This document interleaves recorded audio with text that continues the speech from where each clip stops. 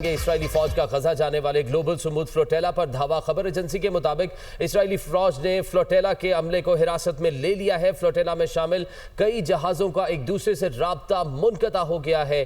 اسرائیلی بحریہ نے کشتیوں کو گھیرے میں لے لیا ہے۔ جبکہ سمود فلوٹیلا پر پاکستان کے سابق سینیٹر مشتاق احمد بھی سوار ہیں۔ فلوٹیلا منتظمین کا کہنا ہے تمام اراکین کو اسرائیلی فوجیوں کی جانب سے حراست میں لے لیا گیا۔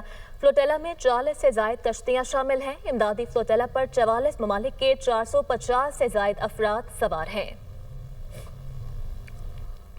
قطر پر حملہ ہوا تو جوابی کارروائی امریکہ کرے گا۔ ڈونلڈ ٹرمپ نے قطر کو بڑی گارنٹی دے دی۔ امریکی صدر نے کامتی کی ضمانت دینے کے ایگزیکٹو آرڈر پر دستخط کر دیے۔ کہا قطر پر حملے کو امریکہ کے امن اور سلامتی کے لیے خطرہ سمجھا جائے گا۔ امریکہ قطر کی سلامتی کو یقینی بنانے کے لیے پرعزم ہے۔ امریکہ قطر پر حملے کی صورت میں عسکری جواب دے گا۔ قطر کی جانب سے امریکی صدر ڈونلڈ ٹرمپ کے ایگزیکٹو آرڈر کا خیر مقدم۔ قطری وزارت خارجہ کے مطابق اقدام دوحہ اور واشنگٹن کے دیرینہ تعلقات کی عکاسی ہے۔ اور ٹرمپ کا امن معاہدہ، حماس کا ہتھیار ڈالنے سے انکار۔ حماس کو امن معاہدے کی غیر مسلح ہونے کی شک پر شدید تحفظات۔ حماس رہنماؤں کی غزہ سے بے دخلی کی شک پر بھی اعتراض۔ حماس نے غزہ جنگ بندی کے امریکی منصوبے کے چند نکات پر نظر ثانی کا مطالبہ کر دیا۔ حماس رہنماؤں کی قطر، ترکیہ اور مصر کے ثالث کاروں سے دوحہ میں اہم ملاقات ہوئی۔ حماس کا کہنا ہے بیرون ملک رہنماؤں پر حملوں سے بچاؤ کی ضمانت دی جائے۔ حماس کو جواب دینے کے لیے 2 سے 3 دن درکار ہوں گے۔ اسرائیلی انخلا پر بین الاقوامی ضمانتیں دی جائیں۔ منصوبے پر عمل درآمد عالمی نگرانی میں ہونا چاہیے۔ حماس کا قتل و غارت کی کارروائیوں پر مکمل پابندی کا مطالبہ۔ اور ٹرمپ منصوبے کے کئی نکات وضاحت اور مذاکرات کے متقاضی ہیں۔ غزہ سے اسرائیلی افواج کے انخلا کا معاملہ وضاحت طلب ہے۔ اسرائیلی افواج کے انخلا پر مزید بات چیت ہونی چاہیے۔ اسرائیلی وزیر اعظم کی معافی کوئی احسان نہیں، ہمارا بنیادی حق تھا۔ امید ہے تمام فریقین منصوبے کو تعمیری انداز میں دیکھیں گے۔ غزہ میں فلسطینی انتظامیہ پر امریکہ کے ساتھ بات چیت کی جائے گی۔ ٹرمپ کا منصوبہ جنگ ختم کرنے کے بنیادی مقصد کو حاصل کرتا ہے۔ قطری وزیر اعظم محمد بن عبد الرحمن بن جاسم الثانی کا بیان۔ مسلم ممالک کا ٹرمپ جنگ بندی پلان پر عمل کے لیے حماس سے رابطہ۔ ترکیہ، مصر اور قطر کا حماس پر 20 نکاتی پلان کو قبول کرنے پر زور۔ ترک صدر اردوان کا کہنا ہے کہ فلسطین میں جاری نسل کشی کے خلاف سب سے مؤثر آواز ترکیہ کی ہے۔ غزہ پر غیر متزلزل موقف سے عالمی سطح پر روش مثال قائم ہوئی ہے۔ مظلوم فلسطینیوں کے لیے آواز اٹھانا ترکی کی اخلاقی ذمہ داری ہے۔ ترک اسمبلی میں نئے پارلیمانی سال پر صدر کی جانب سے خطاب میں کہا گیا کہ قبلہ اول القدس کا دفاع آخری دم تک کرتے رہیں گے۔ ترکی نے ہمیشہ حق اور انصاف کے ساتھ کھڑے ہونے کو ترجیح دی ہے۔ دنیا کے ضمیر کو جھنجھوڑنے والی پکار ترکی سے بلند ہوئی۔ فلسطین پر خاموش رہنے والے انسانیت کے مجرم ہیں۔ ترک صدر نے مزید کہا کہ صدر ٹرمپ کے ساتھ ملاقات میں پہلا موضوع غزہ میں خونریزی کا خاتمہ تھا۔ ترکیہ کی جانب سے غزہ کے عوام کے ساتھ یکجہتی کے لیے اسرائیل سے تجارت منقطع کی۔ ہم فلسطینی بھائیوں کے ساتھ کھڑے ہیں، پیچھے نہیں ہٹیں گے۔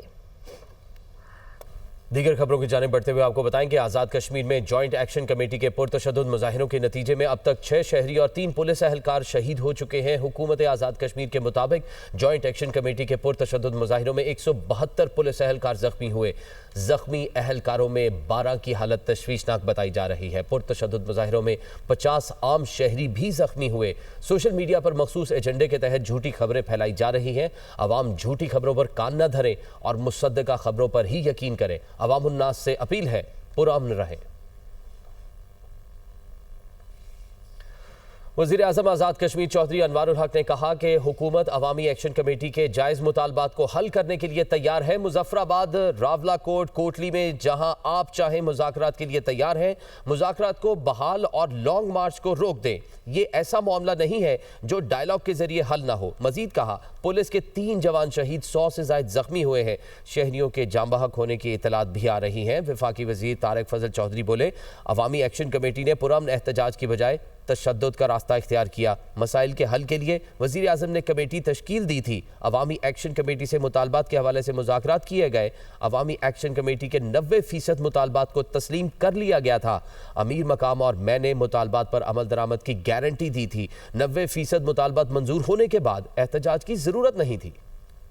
खबरों का सिलसिला आगे बढ़ाएं और आपको बताएं, सिक्योरिटी फोर्सेस की जानिब से बलूचिस्तान में 2 मुख्तलिफ कार्रवाइयों में फितनाल हिंदुस्तान और फितनाल ख्वारिज के 13 दहशतगर्दों को जहन्नुम वासिल कर दिया गया।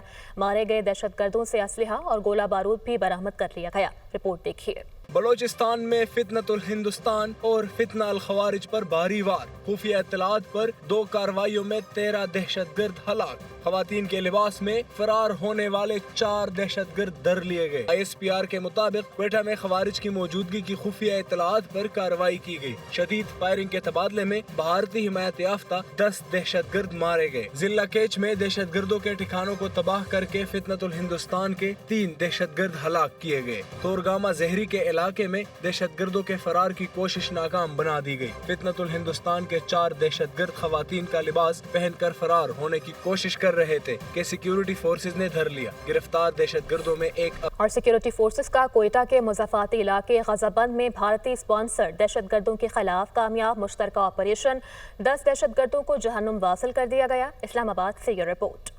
भारतीय स्पॉन्सर्ड दहशतगर्दों की मौजूदगी की मुसद्दिका इतलात पर मुश्तरका इंटेलिजेंस बेस्ड ऑपरेशन कोयटा के मुज़ाफ़ाती इलाके ग़ज़ाबंद में कार्रवाई के दौरान 10 दहशतगर्द जहन्नुम वासिल। फायरिंग के दौरान सिक्योरिटी फोर्सेस के 2 एहलकार भी जख्मी। ज़राए के मुताबिक भारतीय स्पॉन्सर्ड दहशतगर्दों की ये तश्कील मुख्तलिफ दहशतगर्दाना कार्रवाइयों में मुलव्विस थी। कामयाब ऑपरेशन के दौरान हलाक दहशतगर्दों से भारी तादाद में असला व गोला बारूद भी बरामद किया गया। ज़राए के मुताबिक सिक्योरिटी फोर्सेज और कानून नाफिज करने वाले इदारे मुल्क से दहशतगर्दी के खात्मे के लिए पुरअज़्म हैं।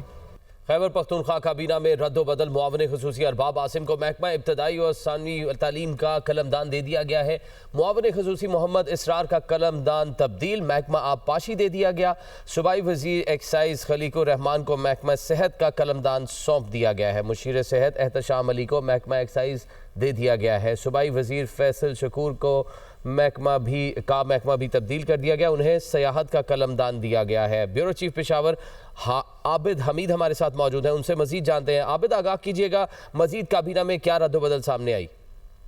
जी बिल्कुल, खबर पख्तूनख्वा काबीना में जो है ये तब्दीलियाँ की गई हैं। गुज़िश्ता रोज भी 2 वज़रान दिए थे जिनको वज़राना ने खुद कहा था इस्तीफा देने का, जिसके बाद वो मुस्ताफी हो गए थे। और आज जो है ये तकरीबन 10 वज़ारतें जो है उसमें रद्दोबदल की गई है। अरबाब आसिम जो है उनको जो है महकमा इब्तदाई और सानवी तालीम का महकमा दिया गया है। इसी तरह पख्तूनख्वा का जो है वो महकमा चेंज करके उनको खेलों का महकमा दे दिया गया है, जबकि जहाँ वज़ीर को पब्लिक हेल्थ इंजीनियरिंग और जो डॉक्टर अमजद अली है उनको तरक्की देकर जो है उनको सूबाई वज़ीर बना दिया गया है।